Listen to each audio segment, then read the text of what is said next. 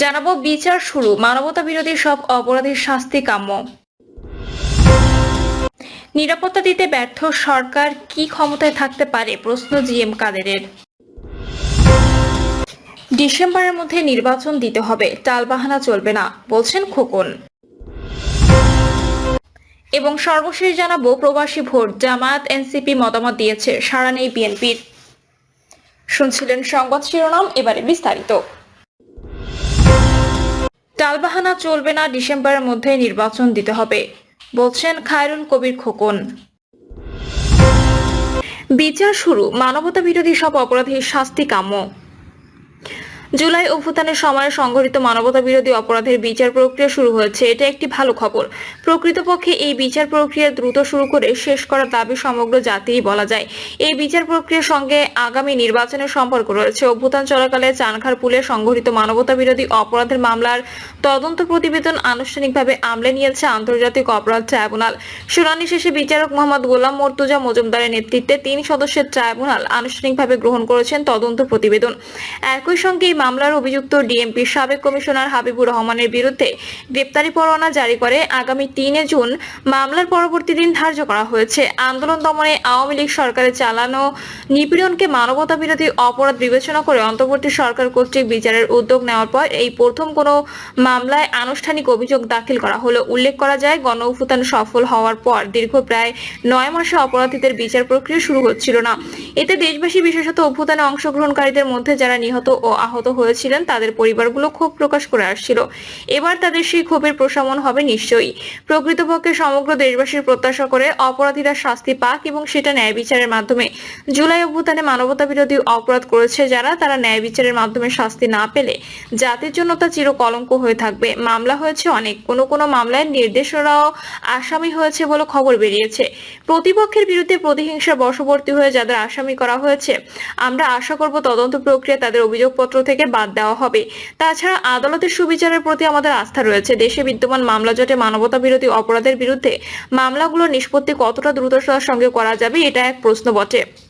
তবে আগামী দিনে দেশকে অপরাধ মুক্ত রাখতে হলে শাস্তির দৃষ্টান্ত স্থাপন করে অপরাধ প্রবণদের একটা শক্ত বার্তা দিতেই হবে। আমাদের পুলিশ ও বিচার বিভাগ এই দৃষ্টান্ত স্থাপন করবে, এটাই প্রত্যাশা। নিরাপত্তা দিতে ব্যর্থ সরকার কি ক্ষমতায় থাকতে পারে, প্রশ্ন জিএম কাদেরের। আইন শৃঙ্খলার চরম অবনতিতে ক্ষোভ ও উদ্বেগ প্রকাশ করেছেন জাতীয় পার্টির চেয়ারম্যান জিএম কাদের। তার প্রশ্ন, যে সরকার সাধারণ মানুষের জানমালের নিরাপত্তা দিতে ব্যর্থ, তাদের কি ক্ষমতা আঁকড়ে থাকার অধিকার থাকে? বিবৃতিতে একথা বলেছেন শেখ হাসিনা আমলের বিরোধী দলীয় নেতা জিএম কাদের। তিনি বলেন, প্রকাশিত খবরে জানা যায়, সকাল 10টায় মিরপুরে জাতীয় সুইমিং পুল কমপ্লেক্স এলাকায় ব্যবসায়ীকে গুলি করে 22 লাখ টাকা ছিনতাই করা হয়েছে। একদিন আগে বাড্ডায় গুদারাঘাট এলাকায় ব্যবসায়ীকে গুলি করে হত্যা করা হয়। শুধু অলিগলি নয়, প্রধান সড়কেও প্রকাশ্যে দিবালোকে ছিনতাই হচ্ছে। আওয়ামী লীগের সঙ্গে সমঝোতা করে গত 4 নির্বাচনে অংশ নেওয়ার ফাঁসিবাদের দোসররা তকমা পেয়েছে জাপা। জিএম কাদের 5ই আগস্টের অভ্যুত্থানের পর গঠিত অন্তর্বর্তী সরকারকে সমর্থন দিয়েছিল। অভ্যুত্থানের ছাত্র নেতারা জাপাকে সরকারের কার্যক্রমে ডাকার বিরোধিতা করায় দলটি আর ডাক পাচ্ছে না। জিএম কাদেরও সরকারের সমালোচক হিসেবে আবির্ভূত হয়েছেন। বিবৃতিতে তিনি বলেছেন, সন্ত্রাসীদের দৌরাত্ম্য জনজীবন অনিশ্চিত হয়ে পড়েছে। ঘর থেকে বের হলে ঘরে ফেরার স্বাভাবিক নিশ্চয়তা নেই। বর্তমান সরকার মানুষের জীবনের নিরাপত্তা দিতে পারছে না। বারবার আশ্বাস দিলেও বাস্তবতা ভিন্ন।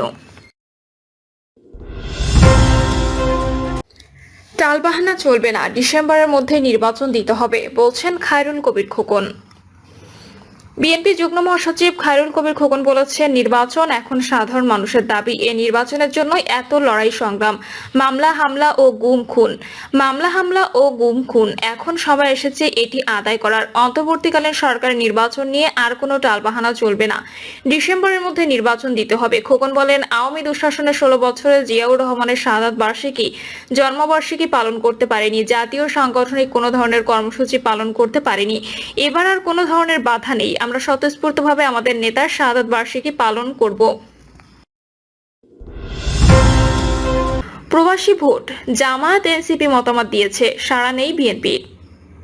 প্রবাসী বাংলাদেশিদের সংশ্লিষ্ট দেশে বসেই ভোটাধিকার প্রয়োগ নিয়ে রাজনৈতিক দলগুলো লিখিত মতামত নির্বাচন কমিশনকে জানানোর কথা থাকলেও বিএনপি এখনো সাড়া দেয়নি।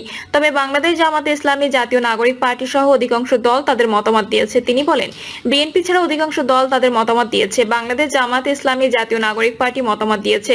এক্ষেত্রে সবাই জোর দিয়েছে অনলাইনে ভোটিং ব্যবস্থার পক্ষে। 1.5 কোটি প্রবাসীর ভোটাধিকার প্রয়োগের ব্যবস্থা নির্ধারণে গত 29 এপ্রিল রাজনৈতিক দলগুলোর সঙ্গে এক সেমিনার করে নির্বাচন কমিশন। তার আগে বুয়েট, MIST ও ঢাকা বিশ্ববিদ্যালয়ের বিশেষজ্ঞদের নিয়ে গঠিত কমিটির কাছে প্রবাসীদের জন্য অনলাইন প্রক্সি ও পোস্টাল ব্যালটে ভোট দেওয়ার ব্যবস্থার উপর কারিগরি মতামত চায় সংস্থাটি।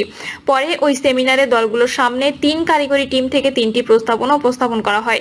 দলগুলো তাৎক্ষণিক মতামত দিলেও দলীয় ফোরামে আলোচনা করে 15 দিনের মধ্যে লিখিত আকারে চূড়ান্ত প্রস্তাব দেওয়ার কথা জানায়। ওই দিন জামায়াত ইসলামী, এনসিপি প্রক্সি ভোটিং ব্যবস্থা নিয়ে সন্দেহের কথা জানায়। বিএনপির স্থায়ী কমিটির সদস্য নজরুল ইসলাম খান সেদিন বলেন, যেই পদ্ধতিতে ভোট নেওয়া হোক না কেন, কেবল এনআইডি নয়, প্রবাসীদের পাসপোর্টকেও যেন আমলে নেওয়া হয়। আর দলীয় ফোরামে আলোচনা করে লিখিত মতামত পরবর্তীতে জানানোর কথাও বলেন তিনি। ওই সেমিনারে প্রায় 1 মাস পেরিয়ে গেলেও বিএনপির মতামত ইসিতে না আসার বিষয়ে জানতে নজরুল ইসলাম খানের সঙ্গে কথা বলতে একাধিকবার যোগাযোগের চেষ্টা করেন, সম্ভব হয়নি। এদিকে ইসি কর্মকর্তারা জানিয়েছেন, আগামী সপ্তাহ পর্যন্ত তারা অপেক্ষা করবেন। এরপরে যাদের মতামত পাওয়া যাবে সেগুলো নিয়ে কারিগরি পরামর্শক টিমের সঙ্গে আলোচনায় বসবে সংস্থাটি। সবকিছু ঠিকঠাক থাকলে আগামী মাসে চূড়ান্ত হতে পারে প্রবাসীদের ভোট ব্যবস্থা। বুয়েটের কম্পিউটার সায়েন্স অ্যান্ড ইঞ্জিনিয়ারিং বিভাগের অধ্যাপক মোহাম্মদ মনিরুল ইসলামকে প্রধান করে 12 সদস্যের ওই পরামর্শক টিমে সমন্বয়ক হিসেবে রয়েছেন ইসির সিস্টেম ম্যানেজার মোহাম্মদ রফিকুল হক। অন্য সদস্যদের মধ্যে রয়েছেন MIST সাবেক কমান্ডেন্ট অবসরপ্রাপ্ত মেজর জেনারেল ওয়াহিদুজ্জামান, জাতীয় পরিচয় নিবন্ধন অনুবিভাগের সাবেক মহাপরিচালক ব্রিগেডিয়ার জেনারেল সালিম আহমদ খান, নির্বাচন কমিশনের সাবেক ভারপ্রাপ্ত সচিব মোহাম্মদ জাকারিয়া ও আইন শাখার যুগ্ম সচিব মোহাম্মদ ফারুক আহমেদ, ঢাকা বিশ্ববিদ্যালয়ের কম্পিউটার সায়েন্স অ্যান্ড ইঞ্জিনিয়ারিং বিভাগের অধ্যাপক মোস্তাফিজুর রহমান, ডাক অধিদপ্তরের মহাপরিচালক, Bangladesh association of software and information services প্রশাসক, পররাষ্ট্র মন্ত্রণালয়ের মহাপরিচালক ও MISTর কম্পিউটার সায়েন্স অ্যান্ড ইঞ্জিনিয়ারিং বিভাগের সহযোগী অধ্যাপক লেফটেন্যান্ট কর্নেল মোহাম্মদ নজরুল ইসলাম। পরামর্শ টিমের সদস্যরা নিজেদের মধ্যে ভাগ হয়ে 3টি প্রস্তাবনা ইসিকে দিয়েছে, যেগুলোর উপর মতামত জানিয়েছে দলগুলো। এ নিয়ে প্রধান নির্বাচন কমিশনার AMM নাসির উদ্দিন ইতিমধ্যে বলেছেন, দলগুলোর সমর্থন ছাড়া প্রবাসীদের ভোটের সব চেষ্টা বৃথা যাবে।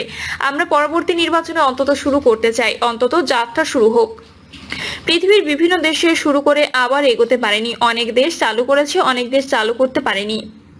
পৃথিবীর বিভিন্ন দেশে শুরু করে আবার এগোতে পারেনি, অনেক দেশ চালু করেছে, অনেক দেশ চালু করতে পারেনি। প্রিয় দর্শক, এই ছিল এখনকার সর্বশেষ সংবাদ। আপডেট সব সংবাদ পেতে চ্যানেলটি সাবস্ক্রাইব করে বেল আইকনটি ক্লিক করে রাখুন।